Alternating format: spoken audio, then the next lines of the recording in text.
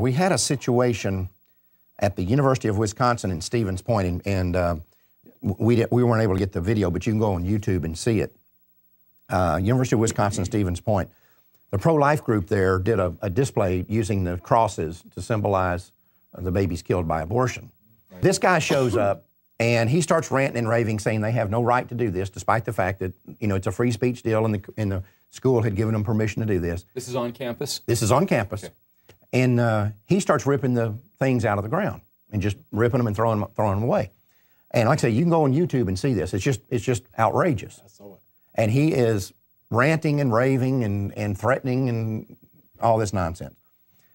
Anyway, they call the campus police. They don't really have a police. They have what's called a security force or something. This guy shows up. This guy's this Roderick King, I think is his name. This pro-abort that's doing this. He's real belligerent with the security guy at first. Finally gives him his student ID and all this, but then goes right back and starts continuing to trample and vandalize and destroy this display. And this campus cop just sits there and watches, doesn't do anything. Not right. Wonder how many he's paid for, this guy pulling these out. None. Nothing's going to happen to him. No, I mean paid for abortions because he's so angry about this display. Absolutely. Well, who knows? But I'm sure you're probably right. Anyway, I talked to this guy named Stephen Ward, who's the assistant chancellor of the University of Relations and Communications there. After going through a lot of hoops, they kept on, you know, jumping me from person to person, and finally a couple of days later, we just called this guy directly. And I said, you know, what's being done? Well, basically, he's been talked to. He's on the student council there, and he's been reelected for next year, reappointed for next year to that council. So basically, he's paving the way to be in Congress. Yeah, right. Nothing's going to happen to him. I mean, and nothing has happened to this guy. And I said, well, let me ask this. Were the police called? Because this is a criminal matter.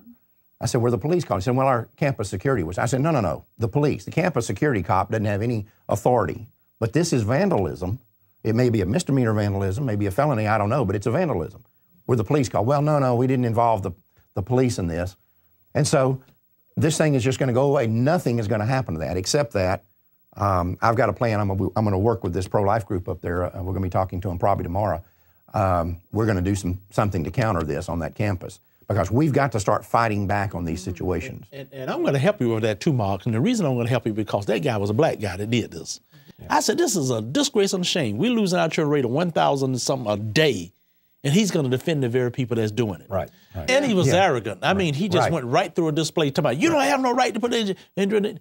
Never mind just going to trample over somebody else's freedom of expression because he didn't like what they had to say. Right. This is an anti-Christian bias as well. Yes. I mean, you couldn't go pulling Star of David out of here's the thing about it. Nothing's going to happen to him up there, but we're going to be on this campus hot and heavy. I can tell you right now.